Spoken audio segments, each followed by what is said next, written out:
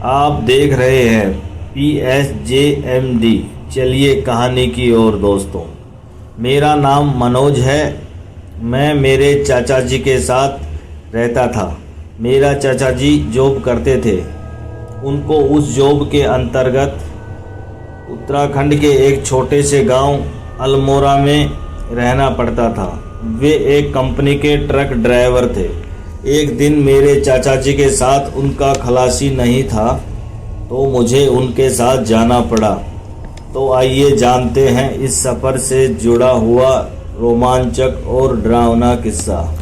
दोस्तों, मेरे चाचा जी जिस कंपनी में जॉब करते थे वो कंपनी उन्हें हर महीने के एक अच्छी सैलरी देती थी, तो इसलिए चाचा जी को उस सैलरी में से खलासी को देना पड़ता था। लेकिन एक दिन मेरे चाचा जी के खलासी की तबीयत एकदम से बिगड़ गई और उसकी तबीयत एकदम से बिगड़ने की वजह से सारा का सारा काम उल्टा पुल्टा होने लगा, जिसके चलते मेरे चाचा जी ने मुझे खलासी बनने को कहा। दिनों मेरी उम्र ज़्यादा तो नहीं थी, लेकिन मैं 20 साल का हो गया था।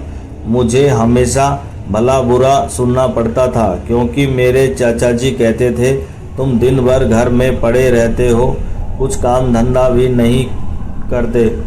मैंने सोचा कि चलो आज अच्छा मौका है, खलासी बनकर ही काम करता हूँ। उन दिनों मेरी कॉलेज की पढ़ाई चल रही थी।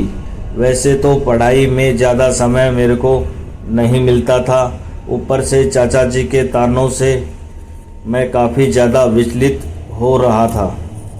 फिर उसके बाद मैं और चाचा जी वहाँ से डिलीवरी करने के लिए निकल पड़े। कंपनी के मालिक ने हमें बताया था कि जिस जगह पे डिलीवरी करनी है वो यहाँ से 135 किलोमीटर दूर है। 135 किलोमीटर दूर होने का मतलब यही था कि मुझ पर सफ़र में होने वाली घुटन ज़्यादा रहेगी। मुझे से सफ़र के दौरान उल्टी होने का मन भी करता था, क्योंकि मुझे गाड़ियों में बैठना कुछ ठीक नहीं लगता था। मुझे अजीब सा लगता था, जिस वजह से मुझे यह सफ़र कुछ ज़्यादा मुश्किल लगने वाला था। अंधेरी रात में सिर्फ चाचा जी ड्राइव कर रहे थे। मैं उनके बगल वाली सीट पर बैठा था। इसी बीच मेरे और चाचा जी के बीच उस रास्ते के बारे में कुछ बातें होने लगी। फिर थोड़ी सी दूर और आगे बढ़ने के बाद चाचा जी ने मुझे समझाते हुए कहा, आज तुम्हें जिस रास्ते का अनुभव होगा वो तुम्हें पूरी ज़िंदगी काम आने वाला है। मैं चाचा जी की उस बात को सुनकर पूरी तरह से दंग रह गया। फिर उन्होंने कहा, मैं तुम्हें जितना कहूँ तुम्हें उतना ही करना है।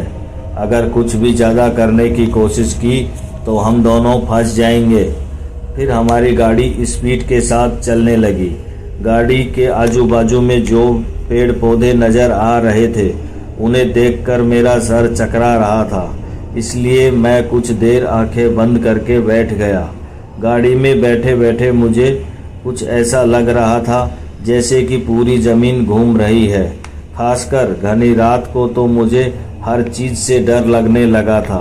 रात को हम 7:30 के करीब निकले थे। तब मेरा मन कह रहा था मुझे नहीं जाना चाहिए, लेकिन उसके बावजूद भी मुझे मेरे चाचा जी की बात मानने के बाद मुझे यहाँ आना पड़ा। ऊपर से यह सफ़र भी काफ़ी लंबा होने वाला था। अब मैं फाटक के बगल में बैठकर चारों तरफ देख ही रहा था। तब मेरे चाचा जी ने कहा, देखो मुझे बहुत ज़ोर की प्यास लगी है, इसलिए तुम पानी की बोतल भर कर लाना। उस समय ज़्यादा अंधेरा था और ऊपर से मेरा मन भी नहीं मान रहा था कि मैं ट्रक से नीचे उतर जाऊं। लेकिन चाचा जी की बात को टालने का मतलब था उनसे डांट सुनना, इसलिए ना चाहते हुए भी मुझे ट्रक से नीचे उतरना पड़ा। और फिर मैं ट्रक से नीचे उतरकर वहीं पे मौजूद एक हैंड पंप से पानी भरने लगा। मेरे चाचा जी ट्रक में बैठे थे।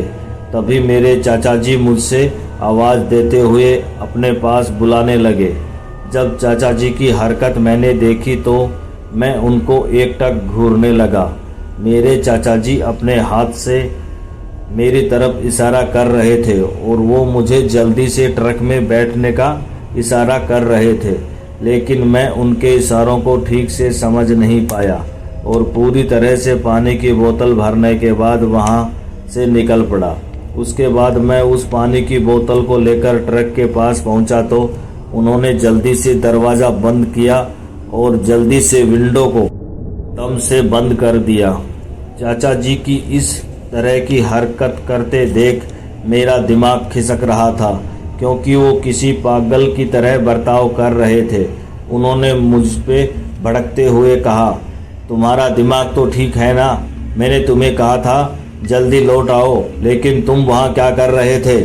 तुम जानते भी हो इस पे कौन रहता है? चाचा जी की इस बात को सुनकर मैं उनकी ओर देखते हुए कहा, चाचा जी मैं तो पानी की बोतल लेकर वहाँ से लौट आया था। फिर उन्होंने कहा, उस हैंडपंप के पास तुम्हें कुछ नज़र नहीं आया?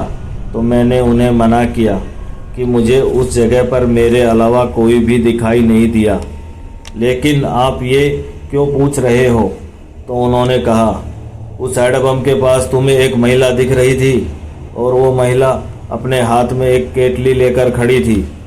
ये सुनकर मैं चाचा जी पे हंसते हुए बोला, अरे चाचा जी, लगता है आपने कोई हॉरर मूवी देख लिया है, इसलिए आपको ऐसा लगता है। लेकिन चाचा जी तो मेरे ऊपर भड़कते हुए बोले, ज़्यादा उछल मत और चुपचाप बैठे रहो। फिर वहाँ से हम आगे निकलने लगे। चाचा जी अपनी पानी की बोतल गटक ही रहे थे, तभी उन्होंने पानी की बोतल को खिड़की से बाहर फेंक दिया। और जब मैं चाचा जी की इस हरकत को देखा, बहुत ही ज़्यादा हैरान हो गया। मुझे तो समझ ही नहीं आ रहा था कि चाचा जी ने भला ऐसा क्यों किया, क्योंकि पानी की बोतल बड़ी मुश्किल से भर कर लाया था। उन्होंने इतनी जल्दी बाहर क्यों फेंक दी? इससे पहले कि मैं चाचा जी से कुछ पूछ पाता कि उससे पहले चाचा जी के मुंह से खून टपकने लगा। यह देखकर मुझे कहीं न कहीं ये समझ में आ गया था कि यहाँ कुछ तो अजीब है, जो हमारी सोच से परे था। कुछ दूर आगे जाने के बाद चाचा जी ने हमारी ट्रक की हेडलाइट को एकदम से बंद कर दिया और अब हमारी ट्रक उस घनघोर रात के अंधेरे के अंदर ही चल रही थी। सामने की ओर से आने वाली गाड़ी और बाकी साधन भी नजर नहीं आ रहे थे। सब कुछ मानो अंधेरे की चादर में लिपट गया था। एकदम अंधकार छा गया था। जितनी मुश्किल चाचा जी को ट्रक चलाने में हो रही थी, उतनी ही मुश्किल मुझे देखने में हो रही थी, क्योंकि मैं घबरा रहा था कि कहीं ट्रक किसी चीज़ से ना टकरा जाए। लेकिन फिर मैंने चाचा जी के दिमाग को भी देखा। दरअसल चाचा जी ट्रक अंधेरा होने के बावजूद भी काफ़ी सही से रोड पर चला रहे थे और ये चीज़ मुझे भी हैरान कर रही थी। फिर उसके बाद चाचा जी ने अपने ट्रक के हॉर्न को बजाना शुरू कर दिया। उन्होंने काफ़ी देर तक ट्रक के हॉर्न पे अपना हाथ दबाए रखा, जिसकी वजह से ट्रक का हॉर्न गूंजने लगा। फिर उसके बाद मैं और चाचा जी थोड़ा सा कुछ आगे गए ही थे, तभी मेरे चाचा जी ने कहा, बेटा अब अपनी आंखें बंद कर लो। क्यों? अब जो आगे होगा वो सब तुम देख नहीं पाओगे। चाचा जी की बात सुनकर मैं झट से अपनी आंखें बंद कर ली, क्योंकि उन्होंने मुझे पहले भी कहा था कि मुझे वही करना है जो मुझे चाचा जी बताएंगे। उसके बाद मैं और चाचा जी कुछ दूर आगे गए ही होंगे, तभी मेरे चाचा जी ने कहा, बेटा अब अपनी आंखें बंद कर लो।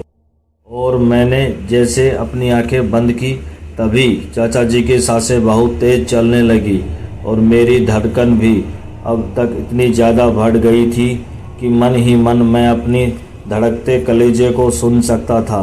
बहुत तेज़ हॉर्न देते हुए ट्रक आगे निकलने लगी और कुछ देर के बाद ही ट्रक एक सड़क को क्रॉस करते हुए एक मोड़ के पास पहुंची। तब चाचा जी ने ट्रक थाम दी और उसके बाद जैसे ही ट्रक रुकी, मैंने झट से अपनी आंखें खोल दी। जैसे ही मैंने अपनी आंखें खोली, मैंने देखा कि बाहर की तरफ मुझे 2 से 3 जने खड़े नज़र आ रहे हैं और उन सभी को देखकर मैं हैरान था। लेकिन मेरे चाचा जी ने मुझे एक ज़ोरदार चांटा मारा और मेरी आंखों के सामने अपना एक हाथ रख दिया। ये सब इतना ज़्यादा अजीब था कि मेरे सर के अंदर चाचा जी का वो चांटा सन्नाटा मचा रहा था। कुछ देर के बाद ही चाचा जी की ट्रक फिर से स्टार्ट हुई और मैं आंख भी नहीं खोल सकता था।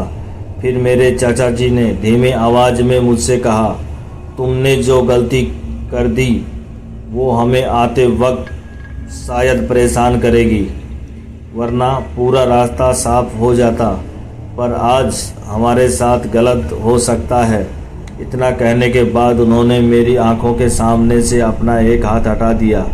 जैसे तैसे हम उस भयानक रास्ते को पार करते हुए आगे निकल गए। लेकिन जब हम उस रास्ते को पार करते हुए आगे निकल रहे थे तब हमें डिलीवरी वाली जगह पे पहुंच गए।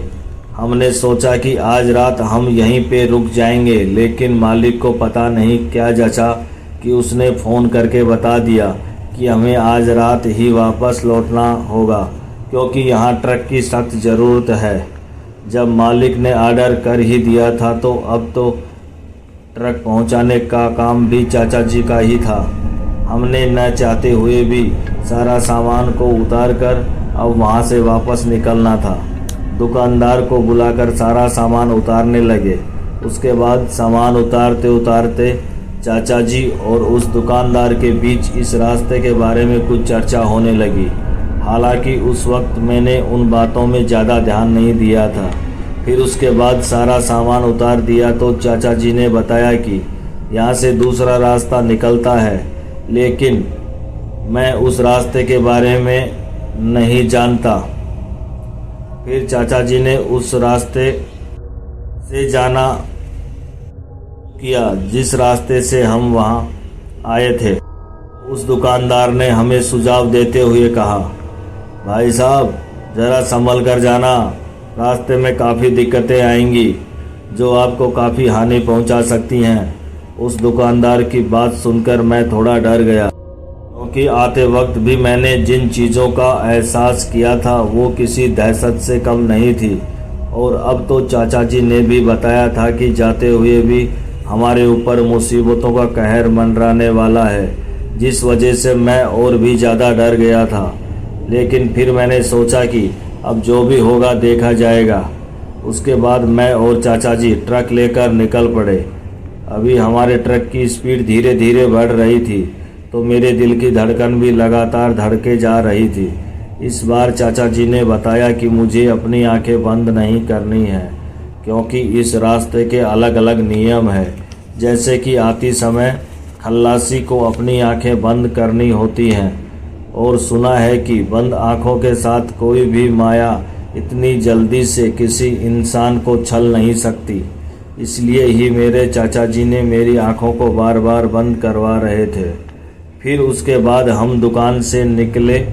उस घंटे के बाद हम एक सुनसान सड़क के पास पहुंच गए। ये वही सड़क थी जहां कयामत छाए हुई थी और जहां हमने पहले भी दहशत को देखा था। हम बड़ी सावधानी के साथ आगे जा रहे थे। तभी मुझे ट्रक के विंडशील के ऊपर एक पानी की बोतल पड़ी हुई नज़र आई। जब मैंने ध्यान से देखा तो मुझे पता चला कि ये वही पानी की बोतल है जो चाचा जी ने आते वक्त रास्ते में फेंक दी थी। लेकिन इस वक्त पानी की बोतल को ट्रक में इस तरह गिरा हुआ देखकर मैंने चाचा जी को हाथ लगाते हुए कहा, चाचा जी ये पानी की बोतल तो बहुत पहले ही बाहर फेंक दी थी। जैसे ही चाचा जी ने पानी की बोतल को देखा तो उनका पूरा चेहरा सफ़ेद पड़ गया, मानो उन्होंने कुछ अजीब देख लिया हो। उन्होंने फिर से उस बोतल को पकड़ा और उसे उठाकर जल्दी से ट्रक के बाहर फेंकने लगे। जैसे ही चाचा जी ने खिड़की खोलकर उस बोतल को बाहर फेंका तो मैंने देखा कि अब उस बोतल का रंग बदल चुका था। वो पानी की बजाय खून में तब्दील हो गई थी। उस बोतल को इस तरह का रंग रूप देखकर मेरे तो रोंगटे खड़े हो गए थे।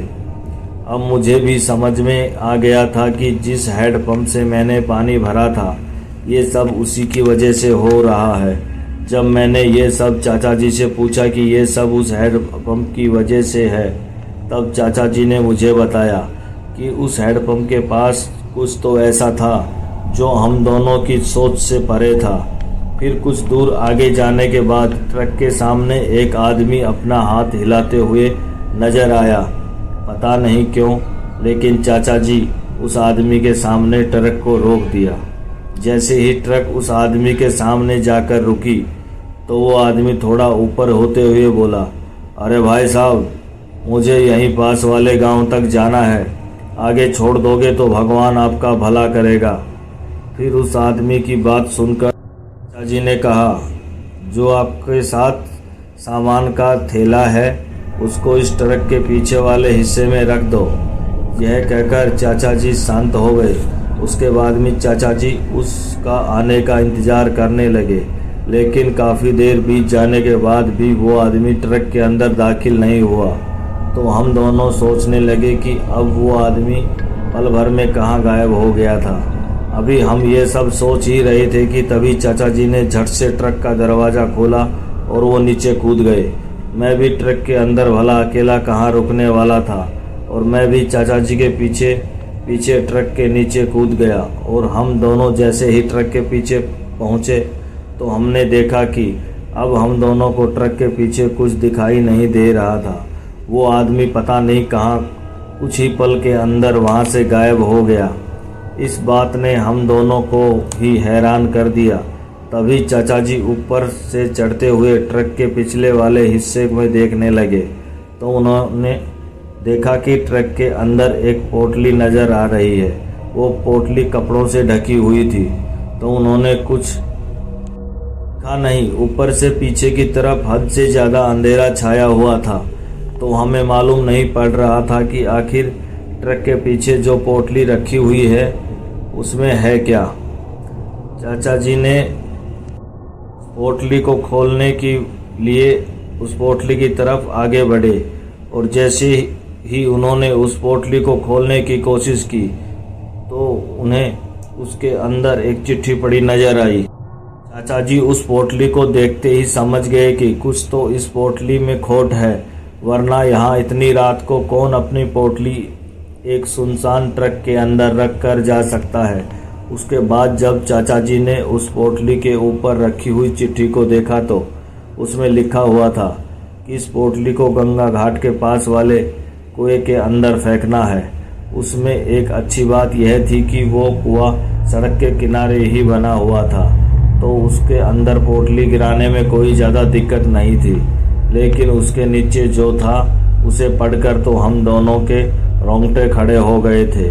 उसके नीचे लिखा हुआ था कि पोटली मांस और खून से लदी हुई है, जितना जल्दी हो सके इसे उस कुएं तक पहुंचा दो, वरना कोई शैतान तुम्हारे ट्रक को तुम्हारे साथ साथ जलाकर राख कर देगा। उस चिट्ठी के ऊपर लिखी हुई इस बात को देखकर मेरे और चाचा जी दोनों के रोंगटे खड़े हो गए। पहले तो हमें लगा कि शायद कोई हमारे साथ भद्दा मजाक कर रहा है, लेकिन उसके बाद जैसे ही चाचा जी ने उस पोटली को उठाया और वे इसे बाहर की ओर फेंकने लगे तो पता नहीं क्या था, उस पोटली के अंदर से सफ़ेद धुआं निकलने लगा। अचानक ही चाचा जी की नज़रें वहीं पे बैठे सफ़ेद साड़ी वाली एक महिला पर पड़ी। जब मैंने भी उस महिला को देखा तो पूरा शरीर थर थर काँपने लगा। दोनों की हालत पतली पड़ती जा रही थी। हम दोनों को समझ में नहीं आ रहा था कि अब हम करें भी तो क्या करें। तभी चाचा जी ने कहा, तुम जल्दी से चलो और ट्रक के अगले हिस्से में बैठ जाओ। जी की यह बात सुनकर मैं जल्दी से भागा और भागकर ट्रक के अगले वाले हिस्से में पहुंच गया। चाचा जी भी मेरे पीछे पीछे भागने लगे, और जब हम ट्रक के अंदर बैठ गए तो हमें ट्रक के सामने वाले शीशे पर किसी के लंबे लंबे बाल नजर आने लगे। मुझे ये तो पता चल गया था कि ये बाल उसी भयानक महिला के हैं जो सफ़ेद साड़ी पहने हैं। तभी मेरे चाचा जी ने कहा, इस भयानक चुड़ैल से बचना आसान नहीं है। अगर इससे बचना है तो हमें यहाँ से जल्दी निकलना होगा। लेकिन जैसे चाचा जी ने ट्रक स्टार्ट करके वहाँ से निकलने की कोशिश की तो उस चुड़ैल ने अपने बालों को ग्लास के ऊपर गिरा दिया। अब हमें सामने दिखना भी बंद हो गया था। चाचा जी पूरी तरह से टेंशन में आ गए थे। हम दोनों का शरीर भी अब हमारा साथ नहीं दे रहा था। पूरे शरीर में कंपन हो रही थी। चाचा जी ने ट्रक को वहीं रोक दिया। तभी हमारे कान में बहुत बेहद भयानक आवाज़ आई, इस पोटली को उस कुएं के अंदर डाल देना। अगर तुमने ऐसा नहीं किया तो तुम्हारा ट्रक और तुम भी जलकर खाक हो जाओगे। उस महिला की चेतावनी ने हमें और भी ज़्यादा डरा दिया था। उस पोटली को उस कुएं के अंदर डालने के लिए मजबूर कर दिया। लेकिन फिर हमें उस चिट्ठी से हमें यह भी मालूम चला कि जो भी इंसान इस पोटली को उस कुएं के अंदर डालने की कोशिश करता है या तो वह पोटली को डाल देता है तो उसकी मौत हो जाती है। महज कुछ ही समय में वह आदमी भी उस सफ़ेद के मांस की तरह सूख जाता है कि वह भी लाश में बदल जाता है। अब हमारे सामने दुविधा खड़ी हो गई थी कि हम अब करें भी तो क्या करें, क्योंकि पोटली को कुएं में नहीं डाला तो फिर हमारा मरना तय था। जिस आदमी ने हमें पोटली थमाई थी वह नॉर्मल इंसान था, जिसने हमें चकमा देकर हमें इस पूरे संकट में फंसा दिया था। खास कर हम पहले ही इस औरत को देख चुके थे, क्योंकि हमने उसके हैंडपंप के साथ छेड़खानी की थी और कहीं न कहीं वो कुआं भी उसी हैंडपंप के अगल बगल में था, क्योंकि वो पूरा इलाका उसी चुड़ैल का था। मगर चेतावनी देने के बाद उस चुड़ैल का दिखना बंद हो गया और फिर वो एकदम से गायब हो गई। उस औरत के गायब होते ही सामने का नज़ारा दिखने लगा और फिर चाचा जी ने पूरी से परेशान होकर सोच रहे थे कि अब क्या करें। फिर चाचा जी ने ट्रक को आगे बढ़ाया और सड़क पार करने लगे। जिस कुएं के अंदर इस पोटली को डालना था, कुएं की दूरी यहाँ से महज थोड़ी दूर थी, लेकिन चाचा जी ने ट्रक की स्पीड को बढ़ाना शुरू कर दी। जैसे ही हमारा ट्रक उस कुएं के पास पहुँचने लगी तो ट्रक के अंदर ब्रेक सा लगने लगा। चाचा जी ट्रक को रोकना तो नहीं चाहते थे, लेकिन इसके बावजूद भी ट्रक एकदम से रुकने लगी और फिर वही हुआ जिसका हमको डर था। कुछ दूर आगे जाते ही हमारी ट्रक भी रुक गई। चाचा जी ने ट्रक को स्टार्ट करने की बहुत कोशिश की, लेकिन ट्रक स्टार्ट ही नहीं हुई। अब हमारे पास एक आखिरी रास्ता बचा था, इस पोटली को कुएं में डालना ही होगा। चाचा जी उठे, अपनी आंखों में आंसू लिए हुए उस पोटली को अपने कंधे पर उठाकर उस कुएं की तरफ चल दिए। मैं भी उनके पीछे पीछे चलने ही वाला था, लेकिन उन्होंने दरवाजे के बाहर से कस के लॉक कर दिया और मुझे ट्रक में ही कैद कर दिया। अब मैं अपने चाचा जी की जिज्ञासा को समझ गया था कि वो मुझे ट्रक में छोड़ गए और खुद अगर इस पोटली में कुएं में डाल देते तो नुकसान केवल चाचा जी के ही शरीर का होता। इसलिए मैंने दरवाजे को तोड़ने की कोशिश की, पर मैं ऐसा नहीं कर पाया। फिर मैंने अपने एक लात से ट्रक के एक शीशे को जोर से मारकर तोड़ डाला, लेकिन तब तक चाचा जी उस पोटली को कुएं में डाल चुके थे। जैसे मैं उनके पास पहुंचा तो वो छटपटा रहे थे। कुछ देर बाद चाचा जी ने मेरे सामने ही दम तोड़ दिया और मैं तड़प तड़प कर रोने लगा और कुछ चारा भी नहीं था मेरे पास। बस मैं अपनी आँख में वो नज़ारा लिए हुए खामोश खड़ा था।